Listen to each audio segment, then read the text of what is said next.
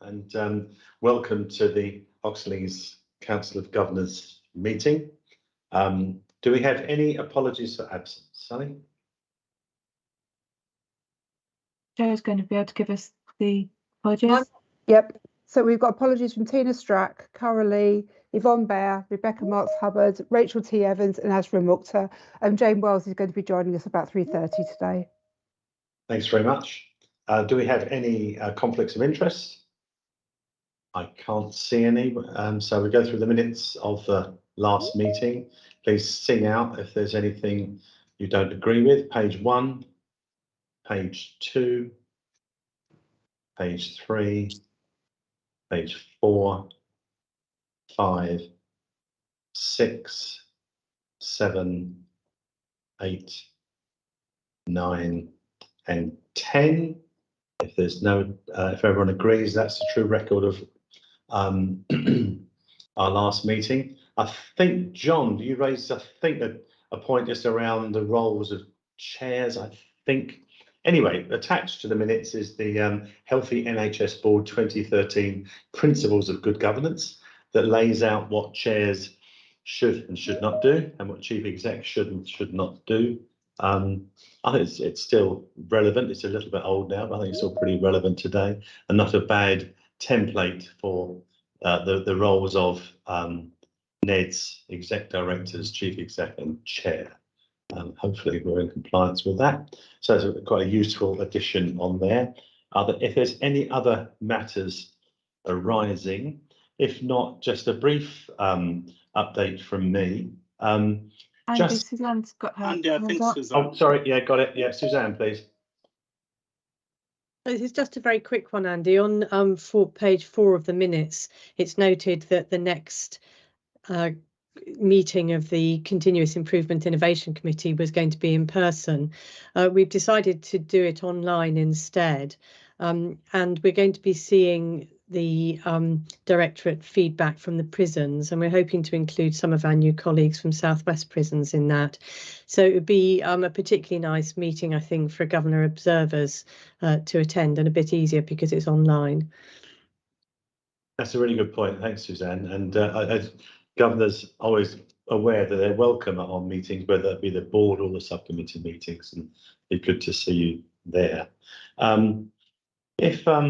Just a quick update from me. I think just starting with a sort of strategic, I think we all know about the system pressures across the whole of the NHS. BBC Radio 4 has spent almost the whole day going across those issues, and it's good to see the fact that it's getting so much publicity. And I think we all know what those issues are, and the pressures within social care. Even there's more money being given by the government on that. It's interesting to see how quickly that might free things up. That's causing the pressures back in the acute hospitals who can't discharge. And there's a very interesting item on Taunton Hospital on the Today programme. And I think they had something like 90 patients who could be discharged, who are waiting to be discharged. But talking about all the things like the discharge lounges and things like that, where they're starting to move things on. But that puts the pressure back into the acutes. That means there's pressures back into ED. And that plays out with the long ambulance delays, but also plays out in our own world as well, where our own patients are waiting in ED, and there's the pressures on our beds as well. We hear more from Italy about what we're doing as far as that's concerned. On my visits around the trust, and since we last met, I've been out and seen a number of people. I've been out to visit Oaktree Lodge, visiting the district nurses, and various other people across, including visits to the mental health assessment areas and to both the PRU and QE EDs. And again, we know these things, but demand, complexity and staffing are the themes that crop up everywhere we go. And that's also been reflected in the action that some members of the NHS are taking as far as their pay claims are concerned, because there's without doubt just huge stresses and pressures. And we haven't really got into winter yet. I always find that with our staff, they all want to do a very good job. They just do. But there's a huge degree of frustration about the demand that sits on them. Particularly, I found with the district nurses, the feeling that they had a lot of extra work given to them during COVID that hasn't gone back to primary care. And of course, we know why, because primary care themselves are under a huge pressure as well. So there's all lots of different things happening in the system. And I say we'll hear a little bit more about that. We had the awards evening and the AMM back in October. I thought the annual members meeting was really good. We had some pretty tough questions from the floor, which is what it's about. And again, if you want to touch on those later, I thought our awards evening at Woolwich Works was absolutely excellent. We've had a variety of them over the years, and I thought that was a superb evening and some wonderful awards and great atmosphere. And again, I want to repeat my thanks for everyone who put that together, because I thought it was an absolutely super evening.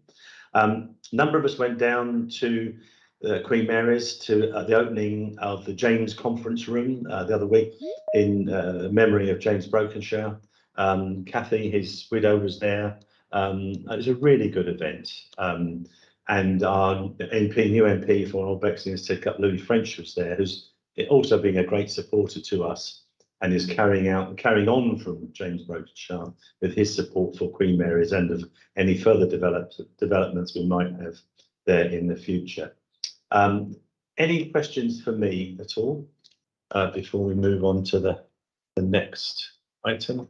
In the absence of any questions from me, it's over to you, Iffy, please. Thank you, Andy, and good afternoon, everyone. Winter is indeed here. It was -2 this morning. And for those who joined us earlier, we were having a conversation about dress style. So I am going to assume that governors have had the time to read my report, and so I don't intend to go through everything, but I'll happily take questions at the end.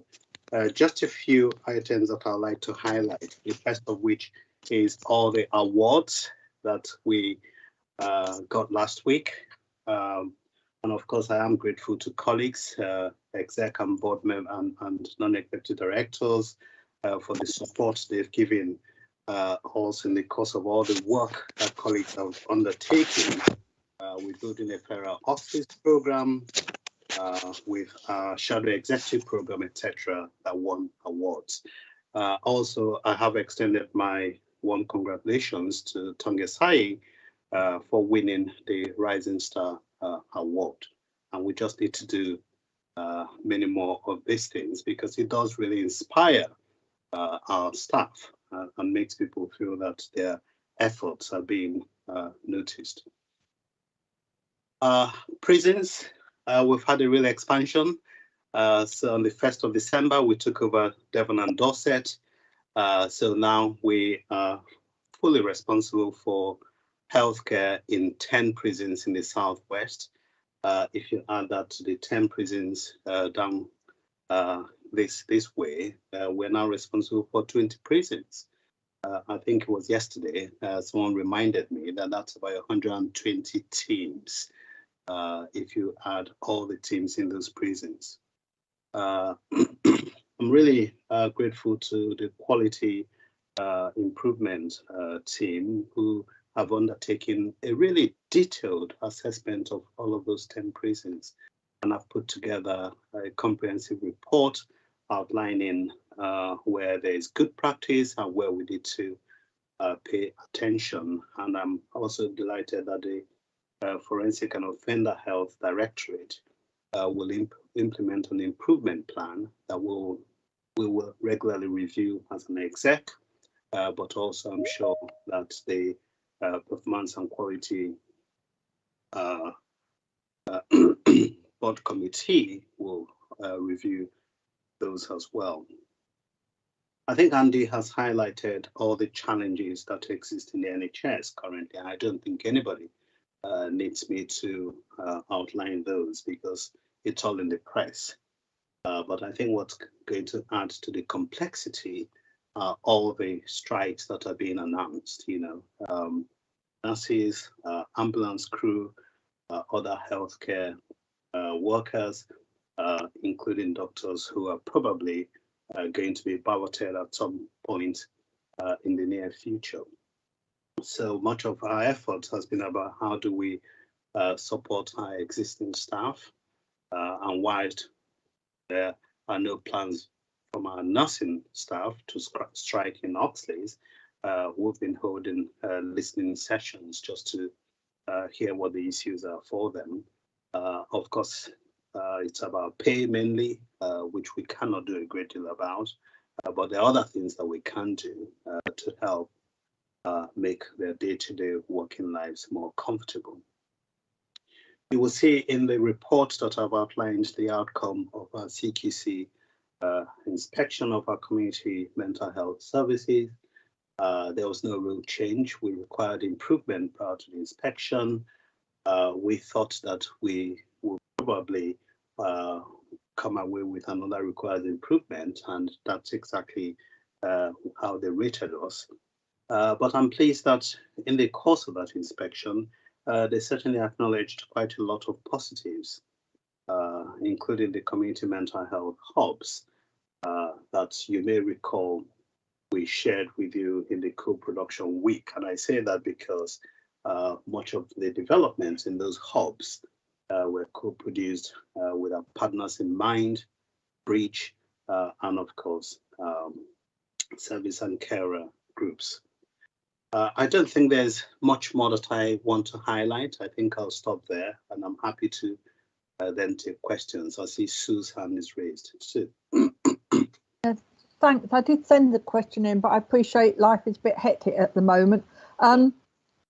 Just wondered, in terms of the prisons and the extension of services to the prisons in the southwest, will there be an evaluation at some point of the impact of this extension of services, not just on our existing prison service, but on the new additions, to see if it's having any impact on positive or negative on staff and on prisoners?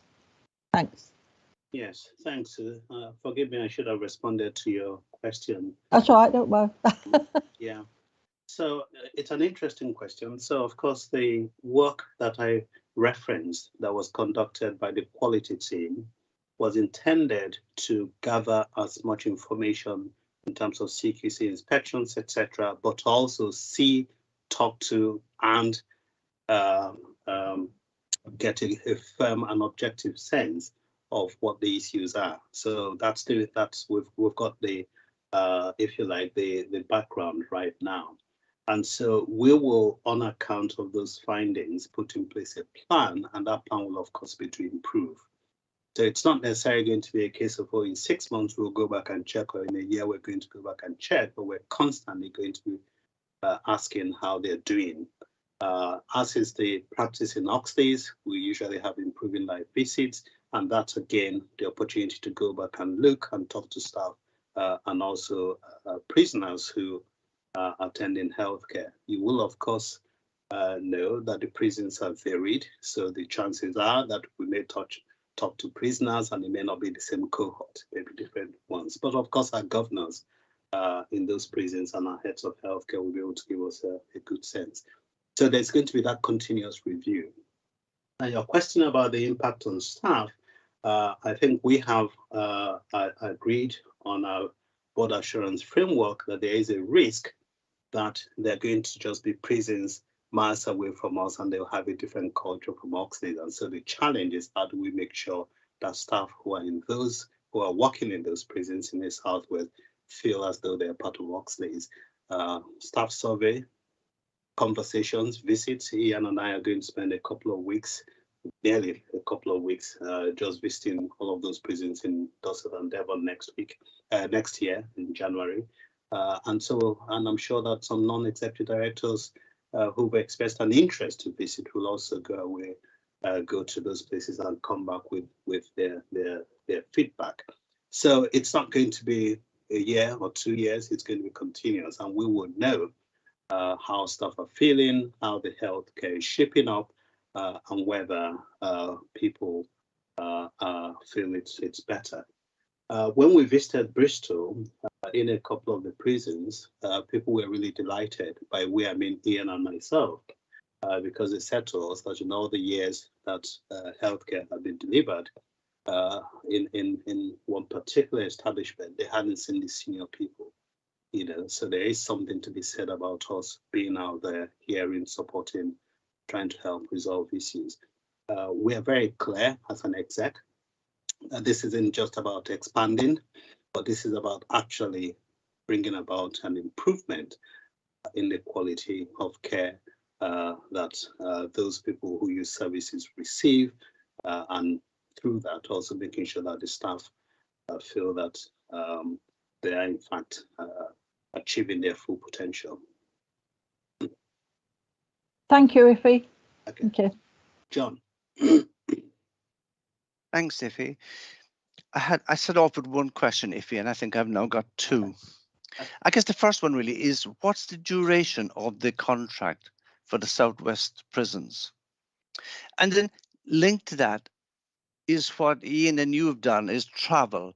And I'm just wondering how many hours and perhaps cost are going to be involved in travel going to the Southwest? And is there any plans to sort of offer some of Oxley's staff to live in the Southwest and be closer to the services there?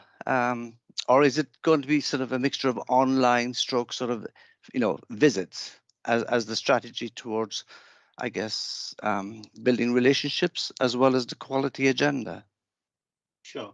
Let me take the second one first. So I think it's a combination. For Ian and I traveling, that's what we had to do because this is where we're based. But we do, in fact, have an office in the Southwest. And we have already made appointments of people who live in the Southwest. And we've had some staff who are happy to move to the Southwest who have also showed their interest and are supporting us in the work that needs to be done in the Southwest. And in fact, we were talking about 2 weeks ago about a real challenging position that we haven't been able to recruit to, and someone was prepared to move to the Southwest for a period of time to provide support to the services. So it's got to be a mixture of things. It was one of those things that we took account of when we were considering the contract, recognizing the geographical distance. The first point you raised about how long the contract is for, not entirely certain, but I think certainly 5 years with the opportunity absolutely for that too, so I'm not sure why you asked that particular question, but 5 years is a long time, 7 years is even longer, and in that time we certainly intend to make do a good job looking after the healthcare of those prisoners. I think I asked because I think historically some of those outsourcing contracts were initially sort of a 2-year sort of tentative and then could be expanded going forward. And I just wanted to think about what getting a vision of how long you'd be with this project for, really. I think anyone that puts out a 2-year contract, my God, that's hardly enough time to recruit staff and make enough changes. Yeah. Can't see any other hands. Am I missing anyone?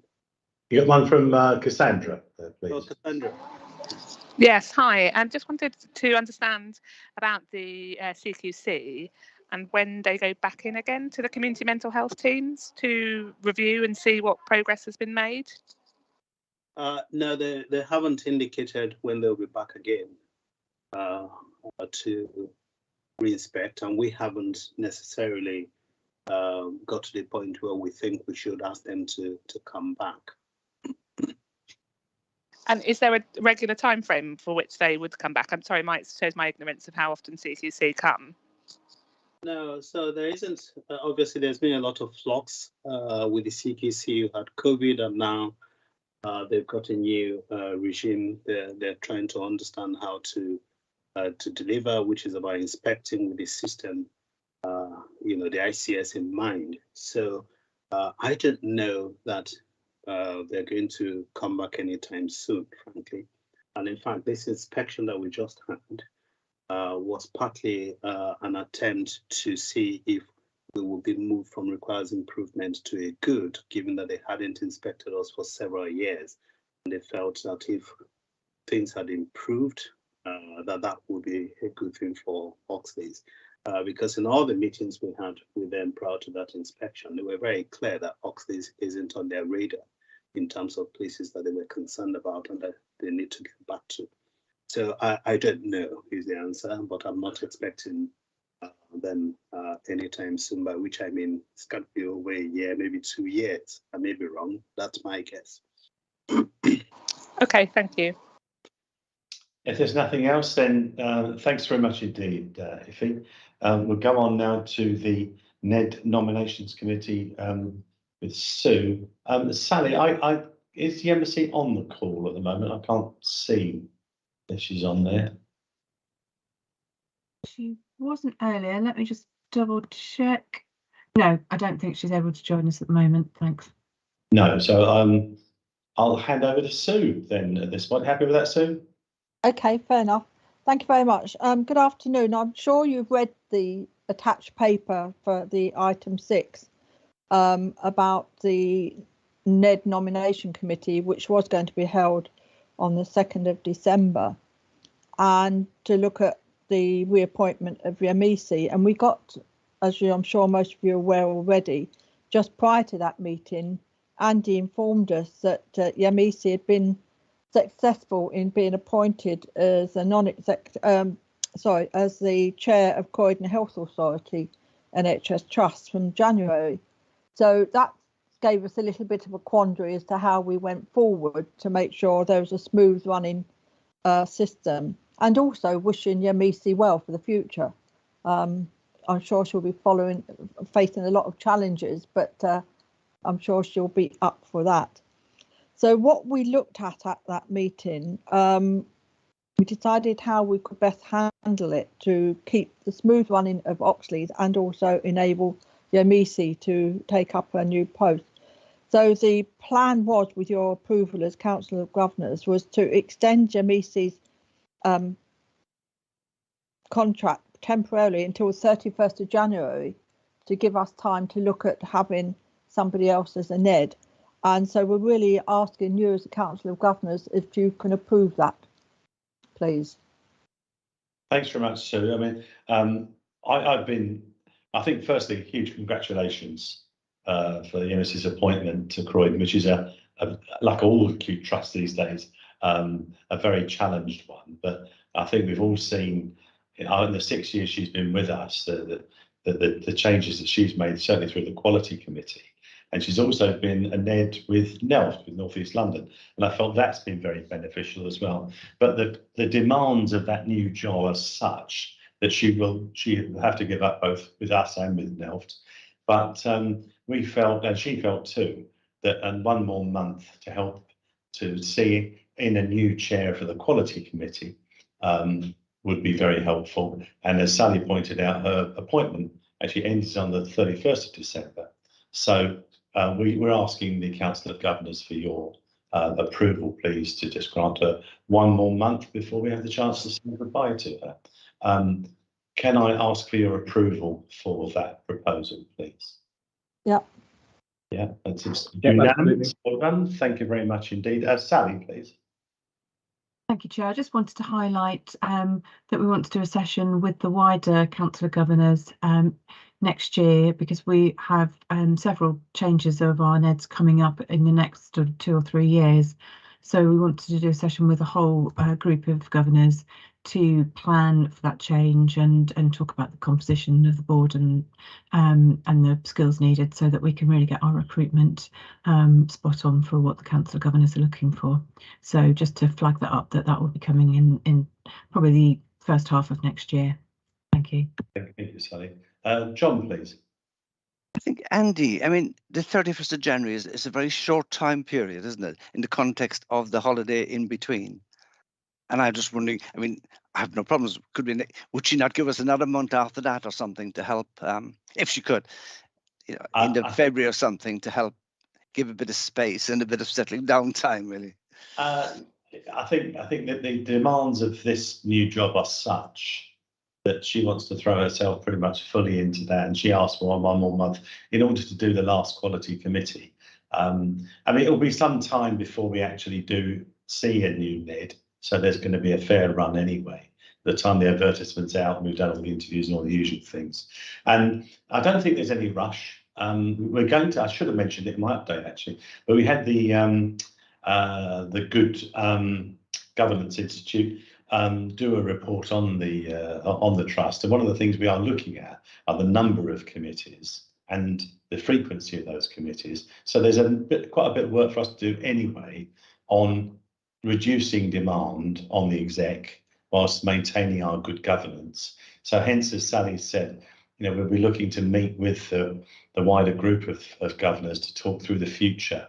But the first answer to your question, I think really it's going to be just that month, and then she wants to crack on, because it's you know, there's a lot on there. But we do have a fair bit to talk about as we look at whose duration as NEDS ends within the next 2 years, and how we want to take that one forward, because time will rush by, and there's an awful lot of vacancies out there at the moment, and a lot of talking to the headhunters, they say there's so many vacancies out there that they're not getting the quality perhaps that they were hoping for some of those roles. So anyway, we wish MSU well, and with your all approval, which I think we've got, should do that one more month. Thanks very much for that. And now we move on, please, to lead governor report, please, Sue. Thank you again, and everyone. I'm sure you've read it. I'm not going to bore you with my voice. It covers what the governors have been involved with, attending various committees, and it's good to see governors attending that, because that's part of the governor's remit, is to keep and hold the NEDs to account. And it's good to, how we do that is by attending the meetings that we're offered to attend. And it is important we take up those opportunities. If we don't take them, we might lose them. So I encourage governors to attend the meetings when you can. You've already mentioned about the annual members meeting, so I won't cover that again. But recently and because of some of the things that came up from the governor's away morning, there was a paper circulated, which I'm very grateful to Sally and Joe for putting together, about what happens and how we can improve communications for governors. And so in the paper itself, you'll see what has been suggested and what is happening. About following each meeting, there'll be a summary, and the opportunities for governors will be circulated as the meetings attend. So already there's been a plan for the following meetings for next year circulated for governors to volunteer to attend. So that's a good way forward, and I'm grateful for the governors for taking that on board. And also the opportunities for myself to attend various briefings with the NEDs, and that's really helpful, and you learn an awful lot. There's been so much going on over the last year, and also we look forward, as we come out of COVID a bit more, getting more possibly face-to-face meetings in the future, but again, it's early days till we get there. But we have had virtual meetings covering a lot of the various services you can see in the paper that's attached. And obviously sometimes they don't happen as well, sadly, because of work pressures. And that's all sort of picturing and setting up what's happening across the NHS at the moment. But we look forward to going forward for 2023 in a positive manner, and the governors putting their best feet forward and joining in when they can. And that is so important for the governors to get involved. Unless anyone's got any questions, I'll stop there. Thank you. Thank you, Sue. Any questions for Sue at all? If not, as I say, I'd like just to repeat that. We really like to see governors at meetings. Joe, please.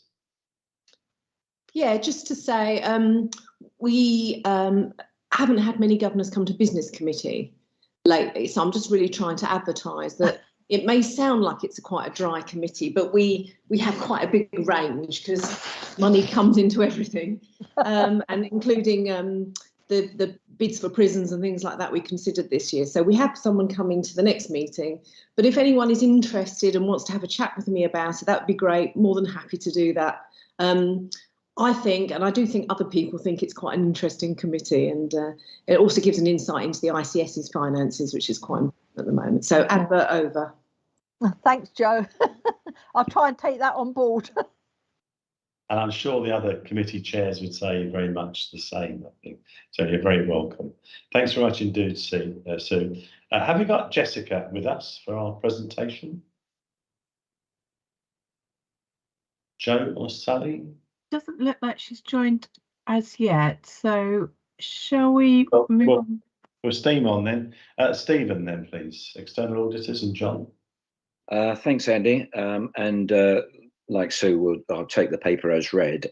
As you know, at the last meeting that we had for the Council of Governors in September, we agreed that we would continue our existing contract with Grant Thornton, our auditors, and that we would negotiate a new contract.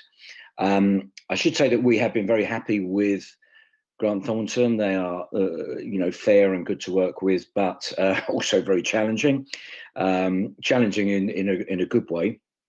And I've reported before that at the last report from the regulators, the Financial Reporting Council back in July, Grant Thornton were the only major auditors to get 100% pass rate. So, their stock in the auditors market has gone up in that sense. You'll see from the table that the price that we're currently discussing and currently the amount we pay to Grant Thornton at the moment is very competitive. And you'll see that on the table, and certainly the increases that have been suggested, we know through SLAM, are pretty much in the ballpark of what we're talking of with Grant Thornton.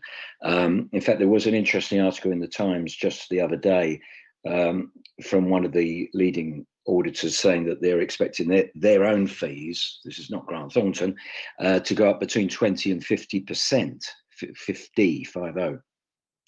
And there are a number of reasons for that. There's less auditors in the market. Many have pulled out, particularly in the NHS field.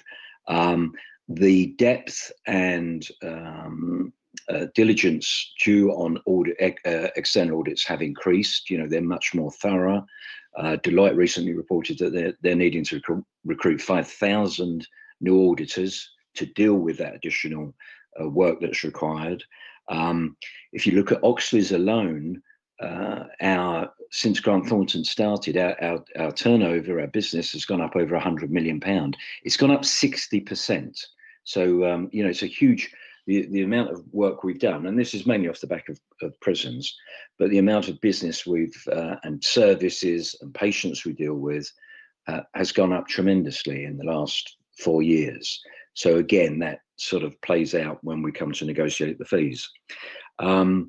The appointment is very much within the gift and approval of governors. So as part of this process, we have had John Crowley, who's already spoken today, but John has been our governor who's been very much working with us as we've agreed the process. And John has been attending the meeting. So John, if I may, I'll just come to you now to share your thoughts on how you think the process has gone and any other comments you wish to make. Thanks, Stephen. Yeah, so I guess at a previous meeting, there was a request for a governor to be involved in the audit process or the procurement process. And on the back of that, then Azra and Sat, both from the finance team, set up a meeting with me. I volunteered, and they went through, I guess, what are the trust requirements? I guess, what are the options, and what are the current status? And it was a free-flowing meeting. I have lots and lots of questions, lots and lots of discussions, which I think the paper in the meeting today summarizes and captures quite succinctly. And then on the back of that meeting, I joined in the following week at the second part of the audit committee when Stephen was chairing it, when the finance team again sort of reviewed the outcomes of that meeting. So the summary today reflects those discussions and seems to be an accurate reflection of the status and the suggested guidance that we stay with the current providers. So for me, Stephen, I thank you. It's been fantastic being part of the process. It's been informative. I think Azra and Sat are incredibly knowledgeable about some of the details, and we're not frightened to be challenged. Thank you, John. So that's great. So you can see our recommendation is to continue negotiations with Grant Thornton and to report back to the Council of Governors with the agreed financial figure and the length of the contract. So I'm happy to take any questions if there are any. So you just want an agreement to continue negotiations in, Stephen, is that right? Yeah, absolutely, yeah. And Zara's already said she doesn't want to participate in that. Okay, all agreed? All agreed. Well done. Thank you very much, John. Thank you, Stephen. Talking of Zara, membership committee, please. Hello everyone, good to see you today, and very pleased to give this update on the membership committee. So I'll just pull out a couple of items from the paper that I'm sure everybody has read. So my usual call to all governors on the line to please do complete your profile for our website if you haven't done that yet. I think the pro forma has been shared by the group, but I think we still have a few people who perhaps haven't done that. I'm aware there's one or two who, for reasons won't be doing that, but anybody else who's keen to have your profile on the website, please do, because it's our virtual front door for our communities. That aside, it's been brilliant to obviously hear a lot of detail around the annual members meeting through the membership committee, and I won't repeat what's been discussed already at this meeting, but I think a point to note on this is, that's our real opportunity as governors to engage with our communities and to hear directly from the public. And so there's a provisional date already in the diary for next year, on the 18th of November 2023, 18th of October even 2023. So do keep that in mind for your diaries, as it would be great to have as many governors as possible involved in that one next year. In terms of the membership committee itself, we've been really well supported in that. So I wanted to give a big thanks to Joe for your support, Joe Stimpson as well, and also Neil Springham, who's been sort of supporting us to think through how we really improve some of those governor connections into certain groups that may be more challenging in terms of the actual numbers that we have as members today. We're also proposing some slight restructuring of some of the membership committee working groups and activities. We have had slightly lower numbers of members within certain constituencies within our membership, in particular within the prisons and forensic services, and also within children and young people. And I think that's been a really knotty challenge that we faced into for quite some time. And the current way of trying to drive those activities doesn't feel like it is delivering for us. And so we're going to be slightly restructuring the way we do things and trying to use some of the existing channels within Oxley's to ensure that governors are really well informed about those parts of the business and can hold the board to account on those areas. We're also going to, as part of that, look at the terms of reference for the membership committee and just make sure that it's really fit for purpose as we continue to move forward with that, and obviously improve and kind of increase our engagement with members in the next year. And we're also really keen to use the connections that governors have within their local communities to put together a list of the community events where we feel we should really be present next year as governors and as Oxley's, to make those connections that we uniquely have as a foundation trust. And so we're going to be coming out to governors to ask you about those events that you're aware of within your communities, so we can get a little bit ahead of the curve on those when it comes to spring and summer, when many of those do happen. So that's a whistle stop update from me, but happy to take any questions. And I think, Sally, you'd like to come in now as well. Thanks, Zara. Yeah, no, I just really wanted to sort of flag up a couple of things. One is that list of kind of community events that people know about will be really helpful, particularly as next year is the 75th anniversary of the NHS. And so we will be looking to really kind of get out. We'd like to use that as an opportunity to link with our communities much more, particularly as we come out of COVID. We hope that opening up, we can really ride that. So working with you and the membership committee and the wider council of governors would be fantastic for that. And the other was to flag up with governors about we've got a session, I think it's next week, on the estates strategy for the organisation, where we're developing a new strategy and really wanted to test out with governors some of the key themes of that, and then also talk with you about how we might go out to the membership to get some feedback as well. So just really wanted to flag up that opportunity and how we're trying to involve people. So thanks very much.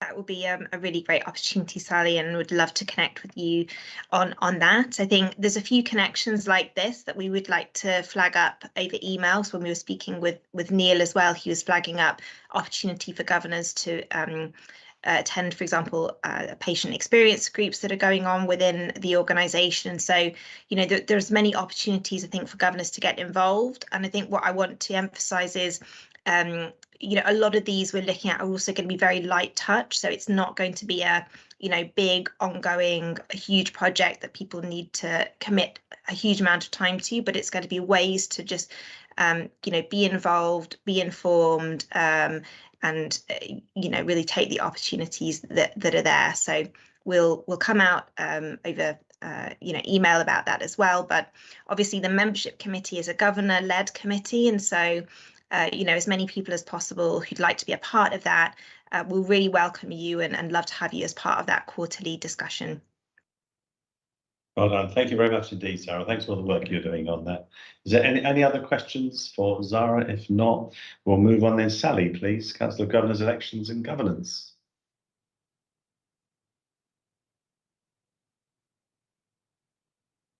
Thank you, Chair.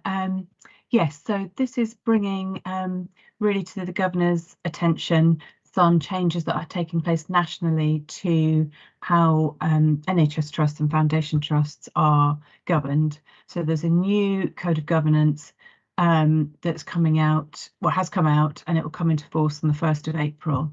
So that is summarised the kind of key focus of that.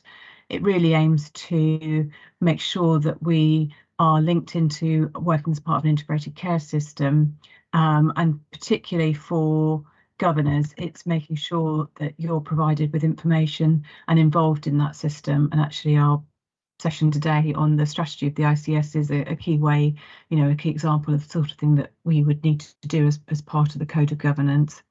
And also really showing about the kind of governor membership interaction and more engagement, and we've just been touching on that within the membership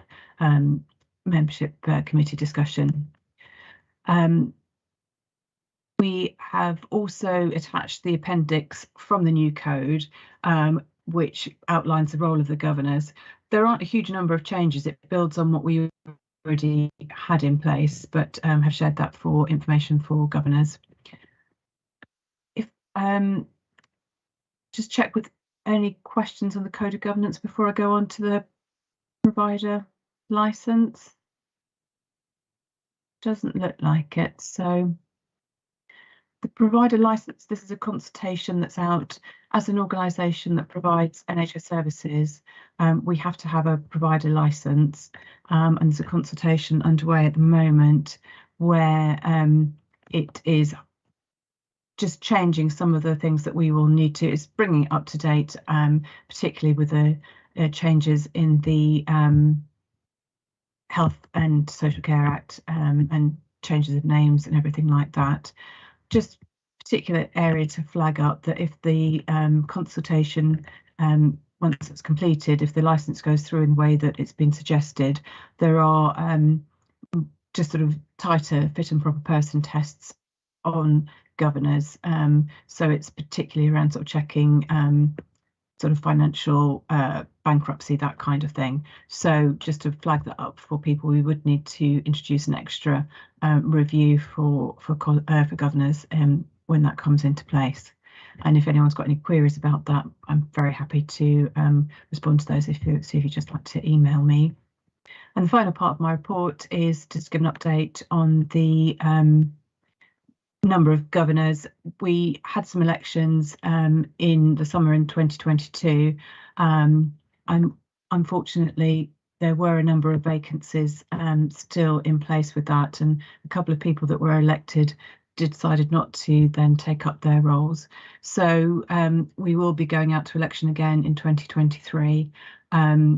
And again, hoping with things opening up and people getting more involved, we hope to have a better turnout to those elections, but just to flag up those opportunities. And again, if governors can work in their networks when they know that the nomination process is open and encourage people to take part, that would be really great. I'm happy to take any questions. Thank you. Thank you, Sally. Any questions for Sally at all? If not, thanks very much. On to any other business. Ravimbo, you had a question, I think. Yes, thank you, Andy. Would you wish to respond now, or would you want to take a break? We can, we'll finish NAOB now while we're waiting for our guest. On several occasions, I have queried transparency and care of clients, and I would like proper attention on this matter. I believe you are looking at solutions. I understand there is a solution for ICMP, and that was presented to governors last month. I believe there is no other advice about other clients in community mental health teams. Andy, what solutions are you providing to the questions that I have raised? Iffy, yourself, any of the exec can answer, please. So if I've understood the question, which is about what are the changes we're making to our community mental health teams, then I think it's quite varied. You will have heard me mention the hubs. That's something new that's going to, that has started, that's going to be based in primary care, working with our voluntary and care sector partners to support people who GPs may wish to refer to our services. So that's going to be the entry point into mental health services, and we hope too that we may use that as, if you like, an exit point if there are people who can be supported at that level. We're still looking at our three existing teams within the organization, Primary Care Plus, ICMP, which you've mentioned, and of course the pathway that deals with anxiety, depression, and personality disorders. We're not at all complacent. We know that there's much more we can do, but it's really about how we balance the demand on services, the longevity of our services as on our caseloads, and also the challenges with staffing in terms of them being able to provide adequate support. Only last week I looked at a report that's just been published looking at benchmarking us against our partners, and one of our closest partners has a much smaller caseload compared to Oxley's. And so it's striking that balance between us hoping that people will improve and they can return to primary care against having to support them for years and years. Oxley's, have always known, holds people for well over 10 years. Sometimes when we looked at the average length of stay, it's been about 12 years. The implication of that, with more cases coming in, is that our care coordinators have to carry really large caseloads. And we know that if you've got a large caseload, you can't necessarily provide that level of support. So you will recall the event last month that you came to, which was about how do we then ensure that we've got a broader range of professionals looking after such caseloads. You know, what Lorraine and her team presented to the Council of Governors was one approach that we're exploring.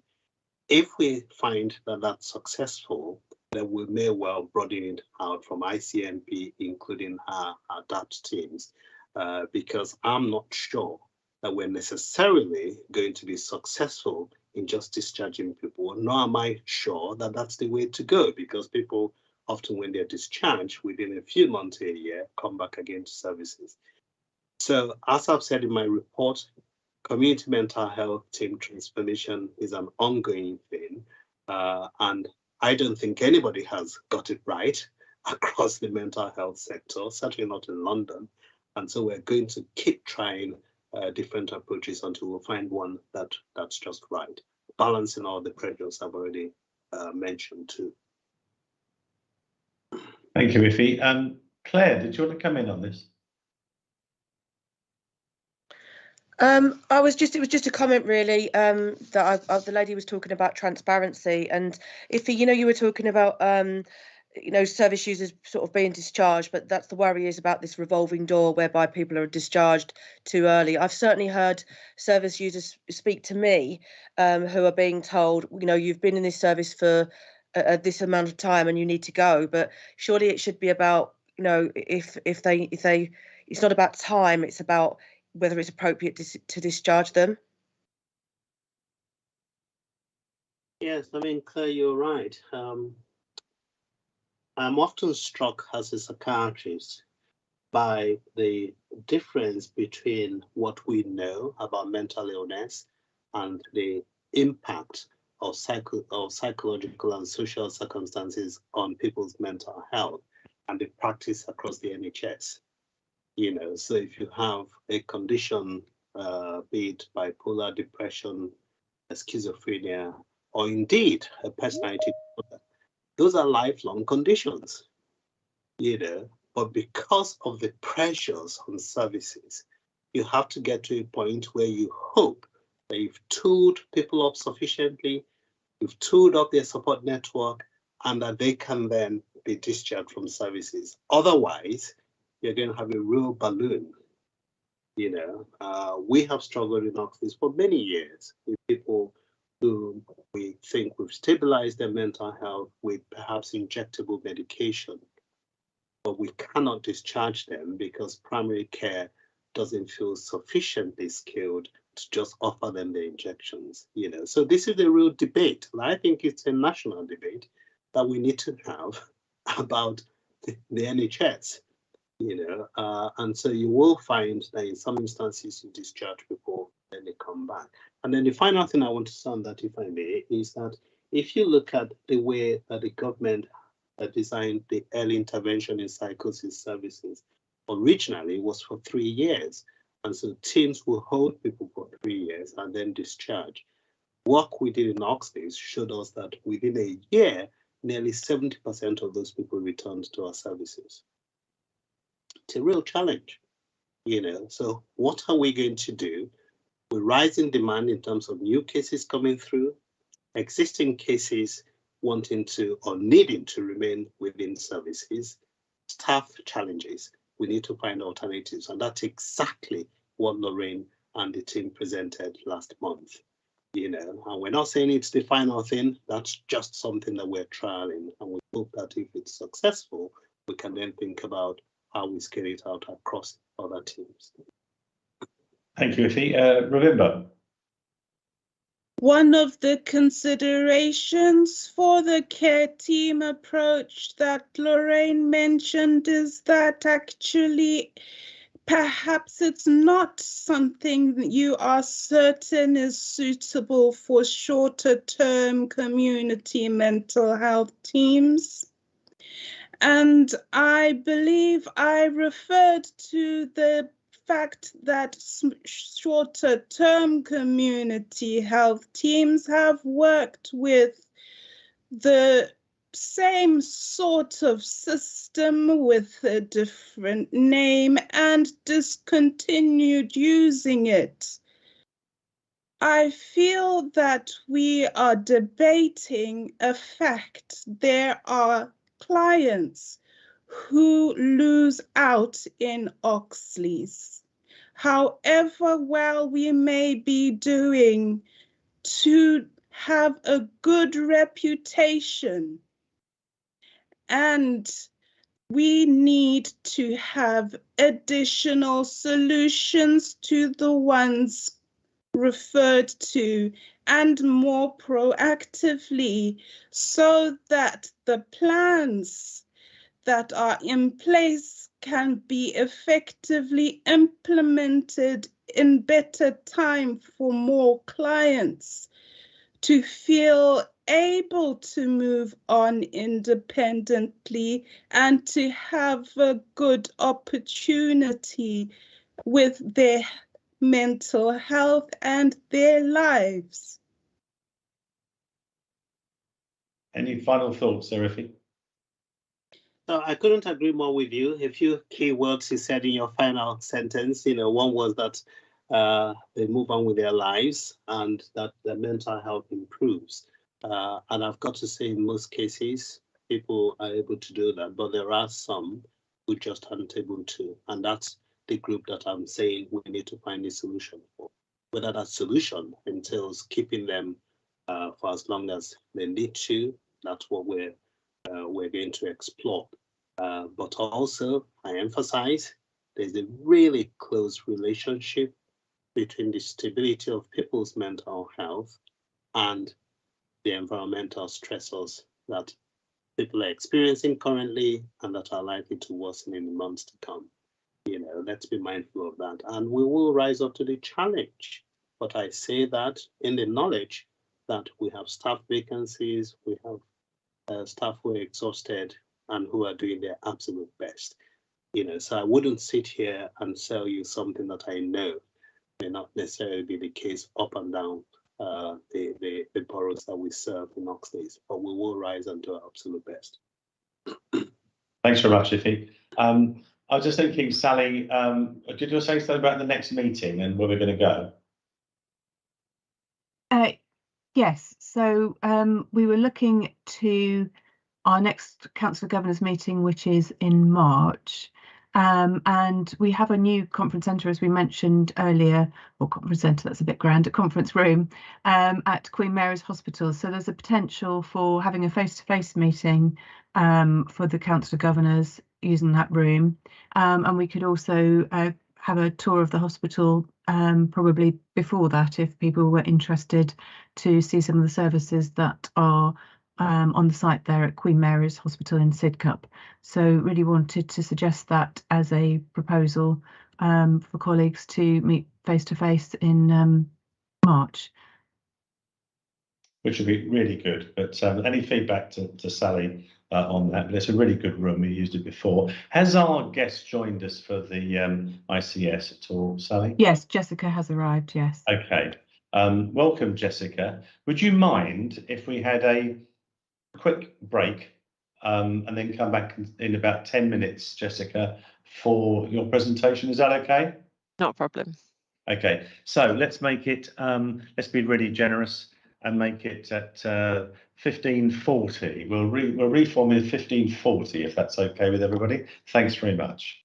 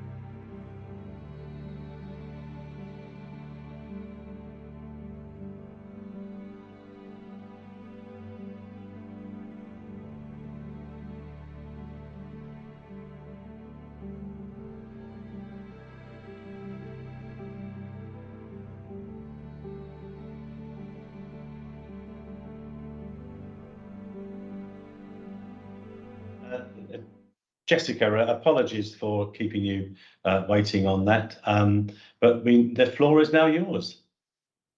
Absolutely fine, and thank you for having me today. Just to introduce myself, I'm Jessica LeBroy. I'm the Head of Partnerships at the South East London Integrated Care System. I'm officially employed by the NHS South East London Integrated Care Board, which replaced the CCG, or the Clinical Commissioning Group, on the 1st of July. But our team really is focused on how we can develop the integrated care system in South East London. We've been working in partnership together as a group of health and care organisations for a while now in South East London, but we became a integrated care system properly on the 1st of July. So in my mind, we're at the beginning of our journey. I've come along today to talk to you about the integrated care strategy that we're developing for South East London. We've been working on this since the summer, so we've had quite a short amount of time really to get something developed, and we're aiming to have a high level set of priorities agreed and published towards the end of this year, or early in the new year, so early in 2023. I've got a couple of slides, so I'll show some of those, and then I'm happy to answer any questions that you might have once I've gone through them. I'm not, for some reason, I'm using different screens today, so if you can bear with me for 1 sec whilst I load it.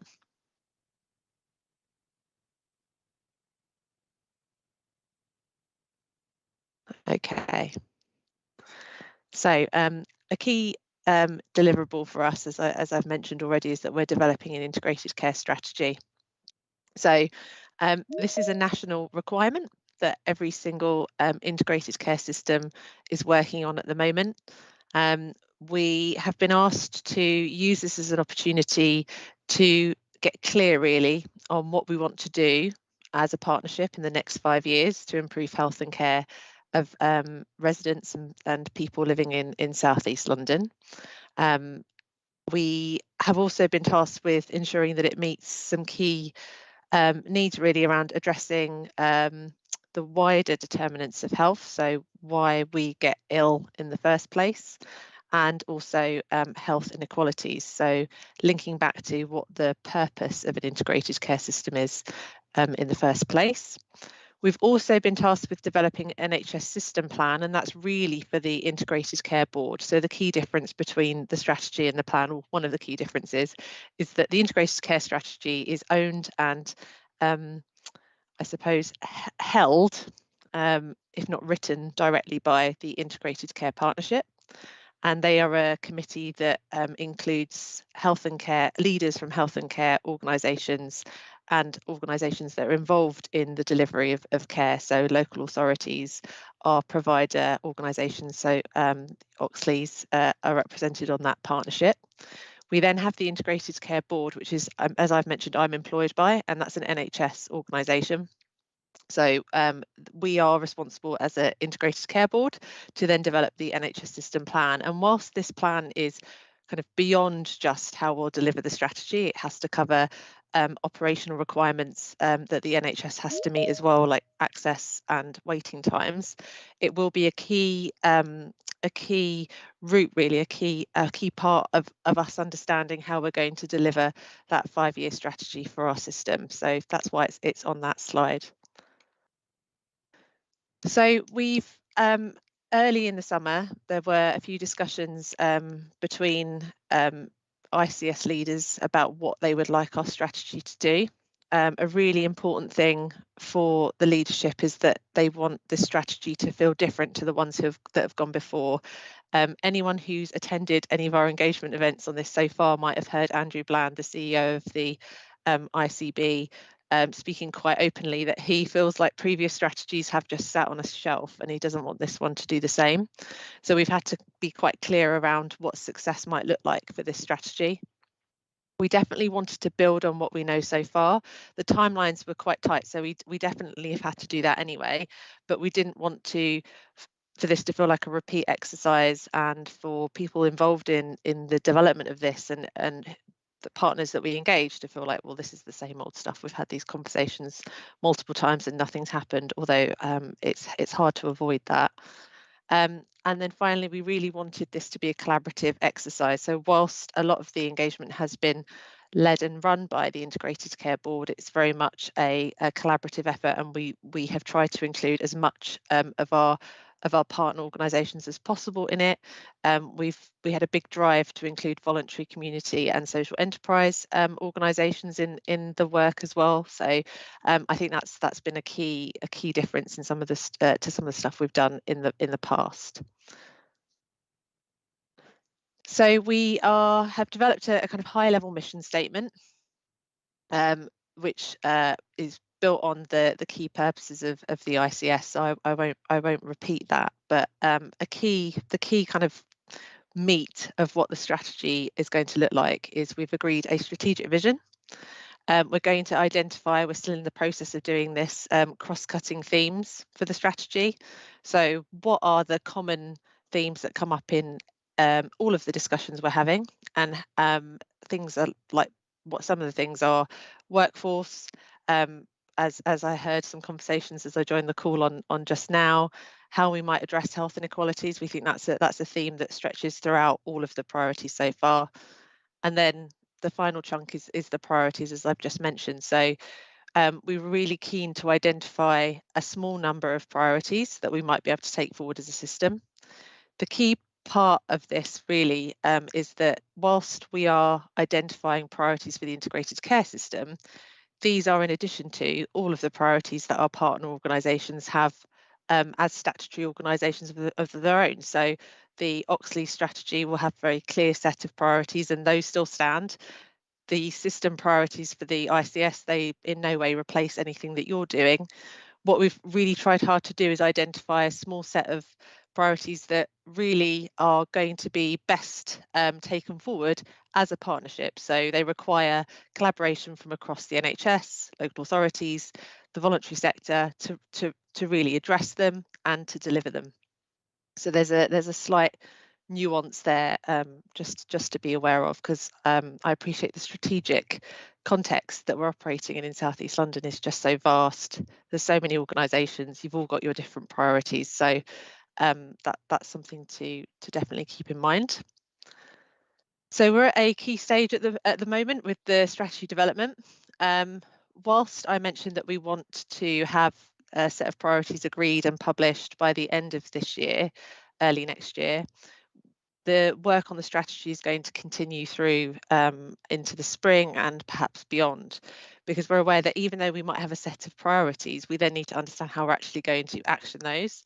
We have to develop an action plan linked to the broader NHS system plan that I mentioned earlier, but actually we need to develop even finer detail below that. So there's lots of conversations that will still need to be had around funding, and finance and all of those things that are so key to the delivery of anything. So those conversations are all still to be had. So really, whilst the star on that slide is far along the slide, we're not actually anywhere near finishing this strategy at the moment. So we've done a fair bit of engagement to develop the strategy so far. We held a few events in the summer, 2 sessions with the public and 2 sessions, or 1 session with our system leaders.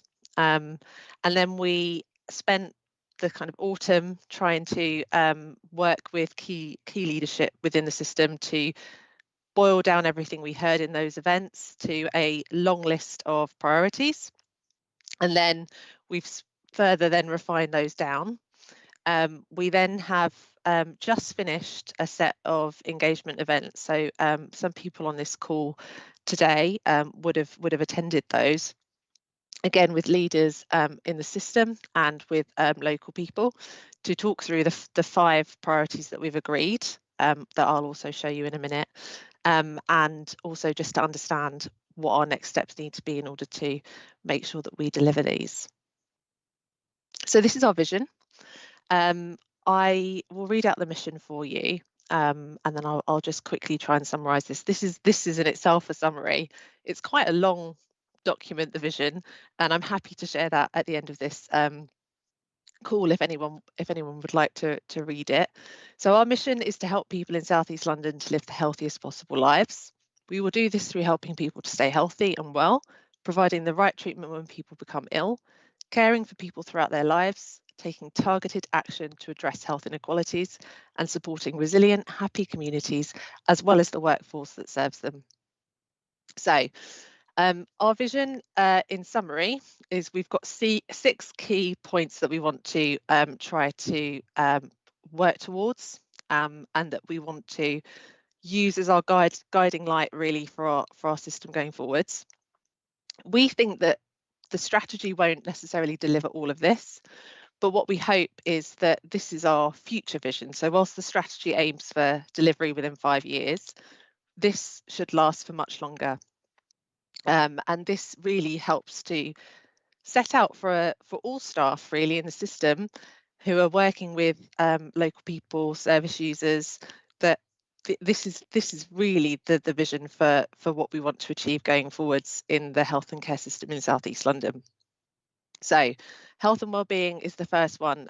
We want to become as good at protecting health and wellbeing as treating illness. Sorry, I'm just going to take a quick drink. Sorry, I did during the break. I got a water, thank goodness. We will need to invest in a more coherent, effective and proactive preventative health service. So again, the understanding that we're going to have to think through how we fund some of this. And we also need to work in partnership to create healthier environments and support healthier living. So a real kind of prevention agenda. We want care to be as convenient as possible and as easy as possible for people to interact with our services and tackle long waiting times. We want to create whole person care. So we want to bring professionals together to deliver a more coherent team-based care. We want to improve care for all of our communities. So we want to target resources in areas that need it most, and we want to tackle health inequalities. As a partnership, we want to work in partnership with our service users. So we want to fundamentally involve local people and service users in our work going forward, so that they are a true partner.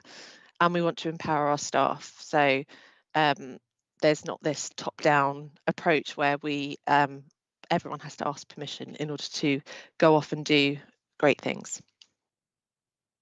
So our approach to identifying priorities, as I've already alluded to, we've tried really to build on the understanding and the knowledge that's already in our system.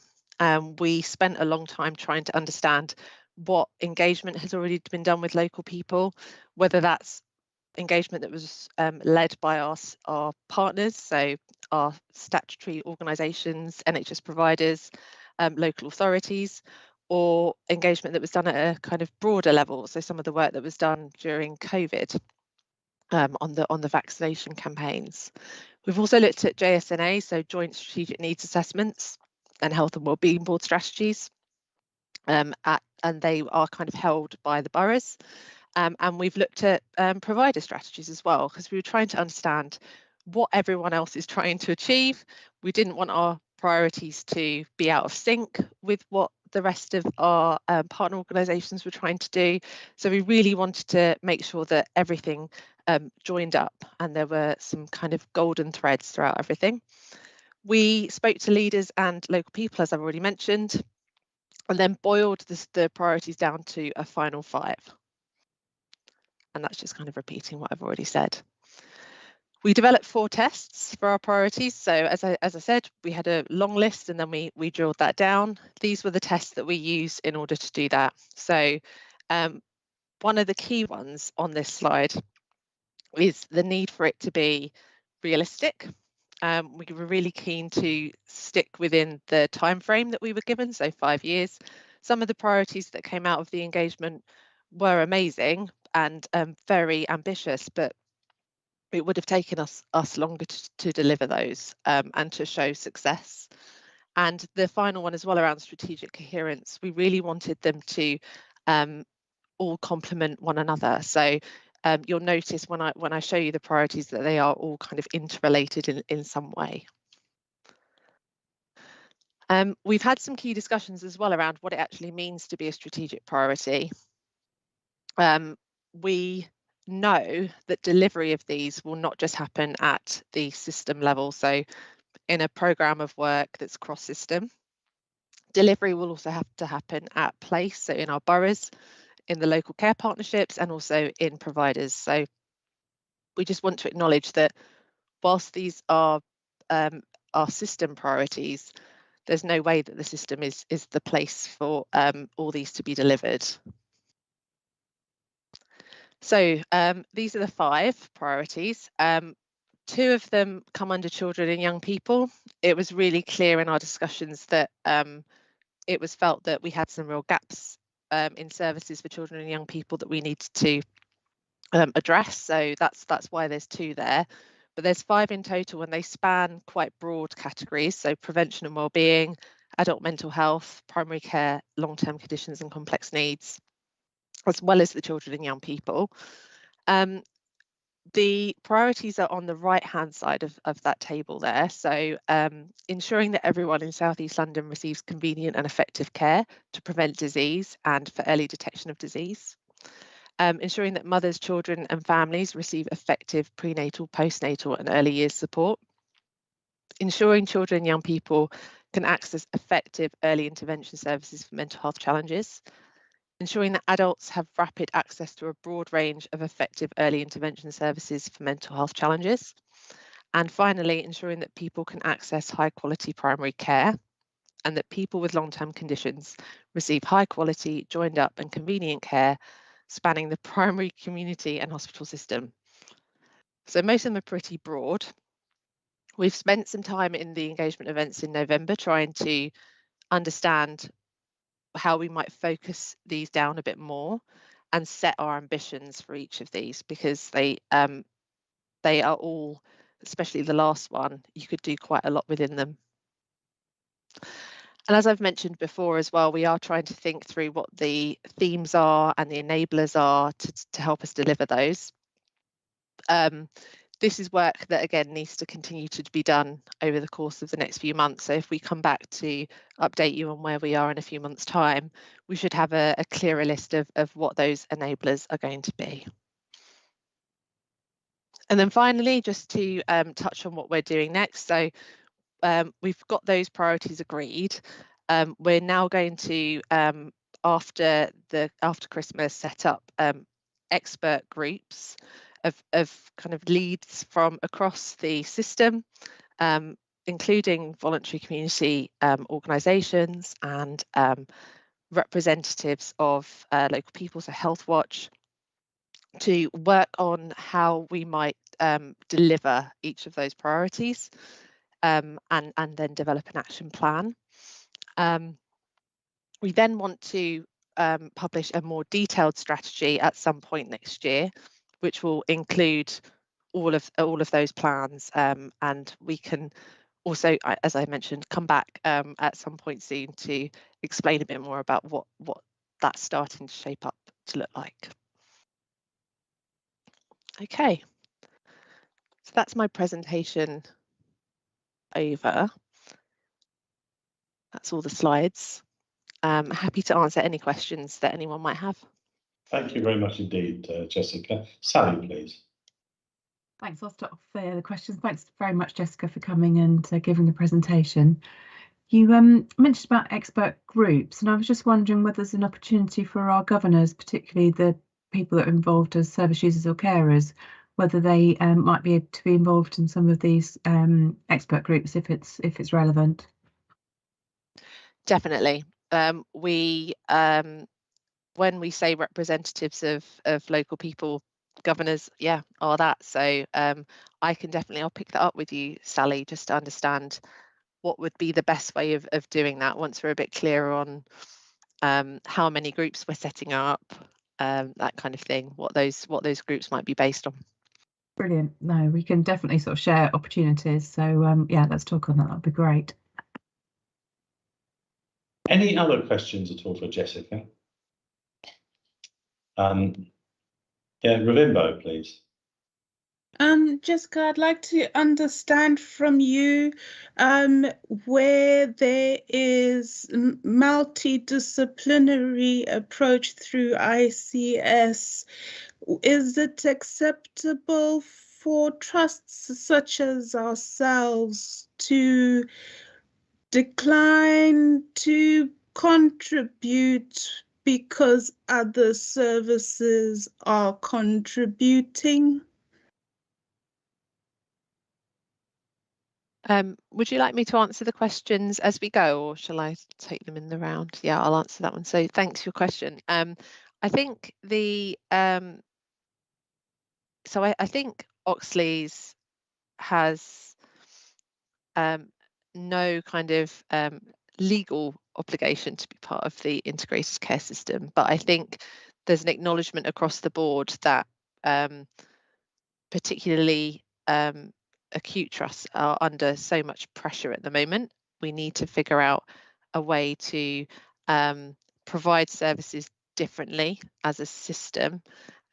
We know local people are waiting for a very long time for services, and a big part of the agenda of the integrated care system is how we can prevent ill health in the first place. So I think we've had really great engagement and involvement from Oxley's and all of our acute provider partners, because I think there's that understanding there that really together we are, as corny as it sounds, stronger. We can do more together, and Oxley's is a really key partner in that. The approach is more multidisciplinary in the borough levels, where the local care partnerships have structures, and Oxley's will be part of the local care partnerships in the boroughs that you serve, and that is a key place really where a lot of work is going to be done to improve out of hospital care, so community care. And I think at a kind of cross South East London level, we do have various different groups. We have a new group set up, which is clinical and care professional leadership, where we've funded multidisciplinary clinical and clinical leader roles across all branches of so it's not just acute roles, but also social workers and others to spend time and input into delivery within the integrated care system. So that's another way that we're trying to do it, but it's all evolving. Thank much, you. John, I please. asked you because I am a service user carer governor. That means I have lived experience of using services, and I also actively have lived experience of using services during this period of transitioning, introducing ICS, and finding that services part of their assessment is if you have a need for provision through Oxley's. The assessment process is saying you are supported elsewhere for a separate need. So I wanted to refer back to your earlier presentation page where you said ICS does not replace what we do. Is that correct? Yeah, that's correct, and it's fundamentally important that we again respect the sovereignty of our partner organisations. You all have your own individual priorities and legal duties as well. So yeah, that's really important. Thanks very much. John, please. Thanks, Sandy. Jessica, I'm just interested. I think I didn't see information technology anywhere within your strategies, and maybe that detail hasn't been processed, but I'd be interested whether there is a vision about that that's been incorporated, I guess, within those strategies. And then I guess, calling yourself an integrated care system, isn't it? Whether you're developing an integrated technology system to try and capture what's going on, really.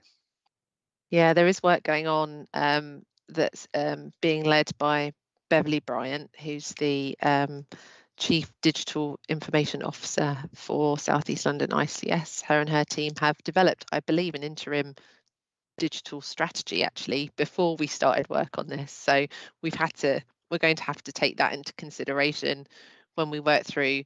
The key part really is the enabler discussions and the action planning that then needs to happen as well. And yeah, we haven't listed any of the enablers on any of the slides yet, but 100% digital is going to have to be one, because it came up in so many of the discussions anyway, even if we weren't going to assume and start from scratch and clean slate. It came up in almost every single conversation about how we're going to deliver these priorities. So yeah, no, it's a great point, John. Thanks very much. Sue, please.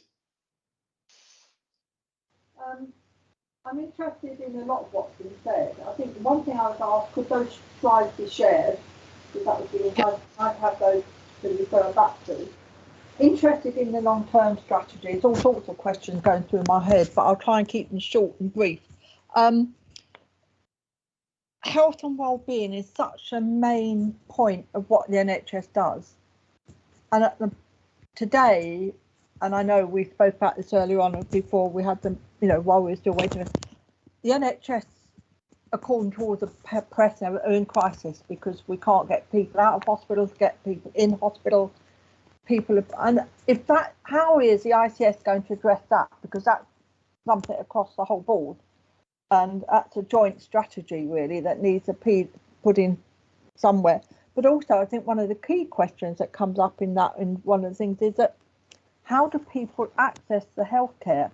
There's so many people have difficulty even getting hold of their GP to do things. And lastly, but not least, John touched on my favourite or least favourite subject, IP. It's a big problem when even in the trust, no one system speaks to the other system. and that causes absolute chaos, and I think it still does, and that is so important, and that has to be one of the fundamentals to need to be sorted.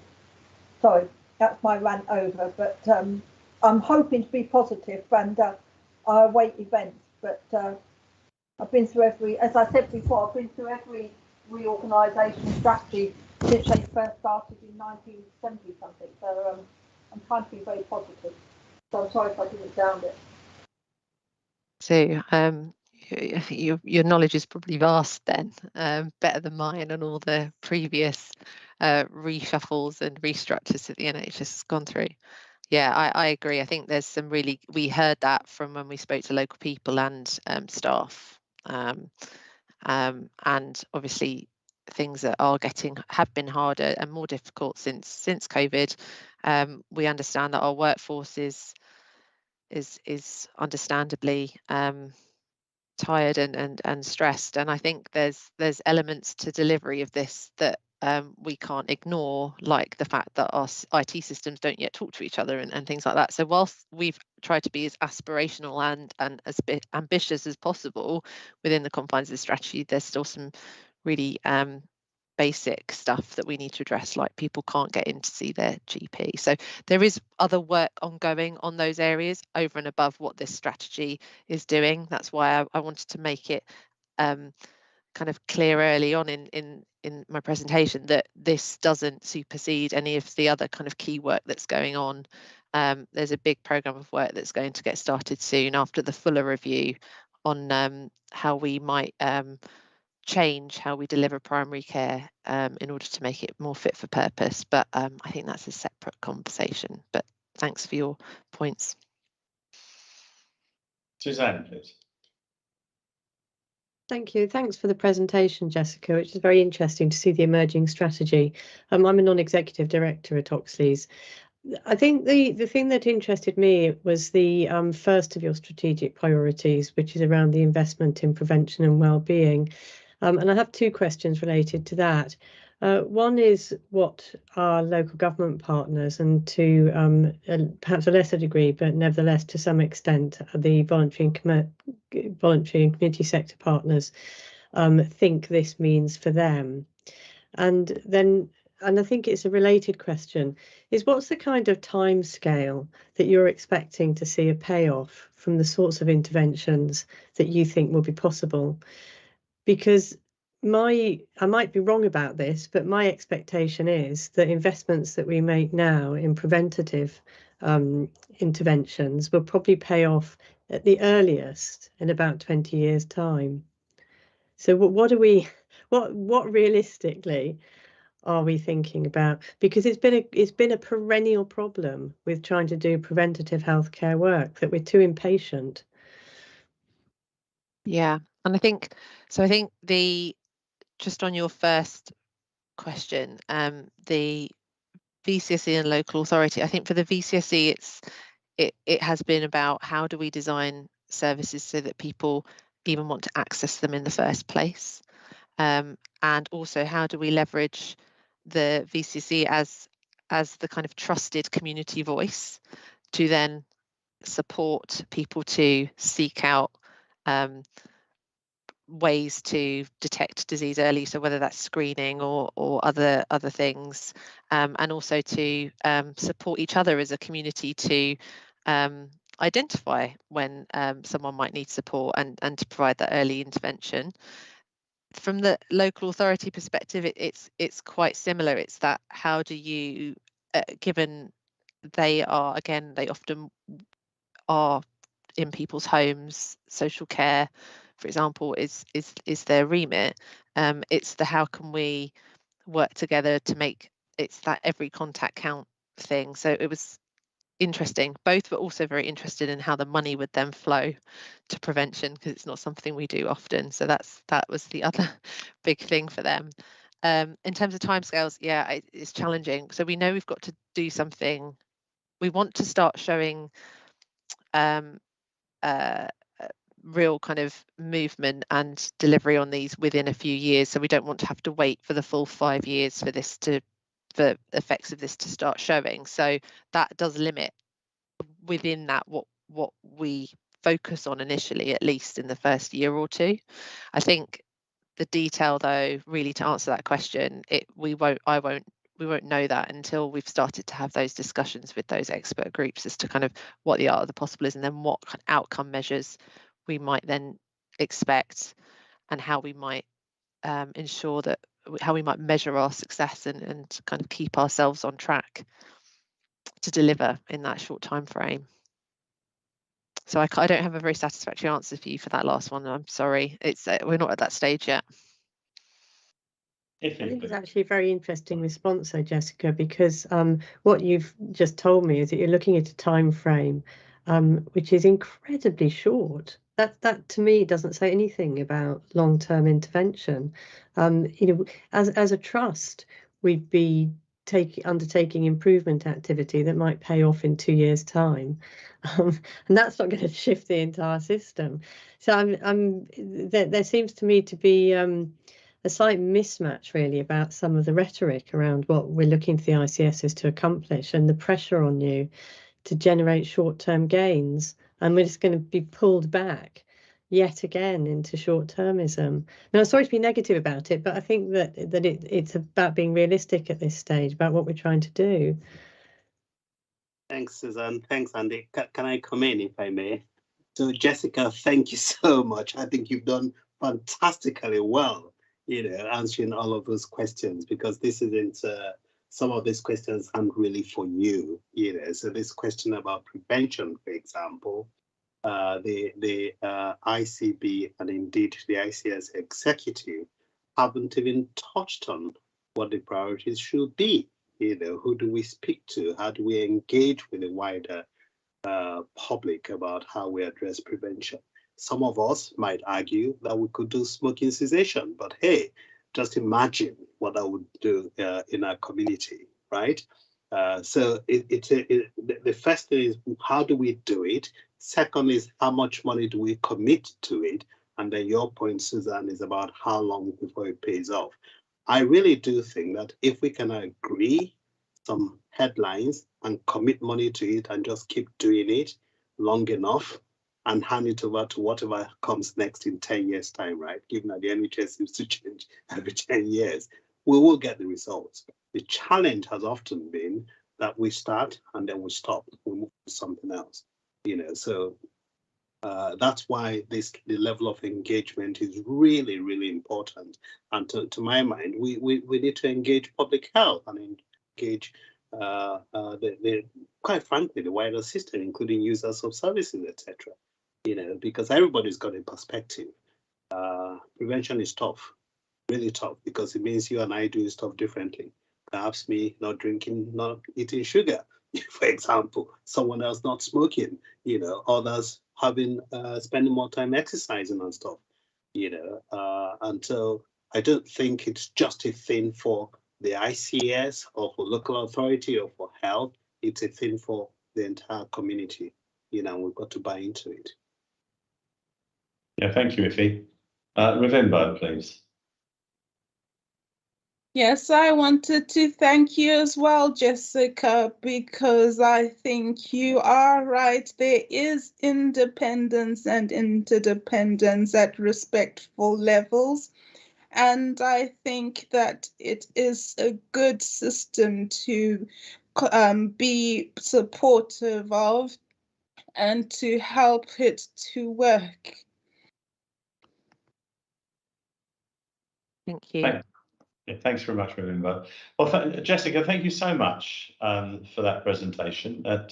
You can see by the amount of interest, there's a lot of us are wanting to know what's happening up front. Obviously, people like myself, Ife, and others do get a lot of briefings, but for our governors, don't get it that frequently. So really good for you coming along and letting our governors know what's going on and listening to their questions. So I'm very grateful. Thanks very much indeed. Not a problem. Thanks for having me. All right, thank you. Colleagues, we've done any other business. Just, I think it's the first time I'm going to say Happy Christmas to everybody. And then we look forward to our next meeting, which will hopefully be in face-to-face at Queen Memories. Okay, thanks very much indeed, everybody. Thank you.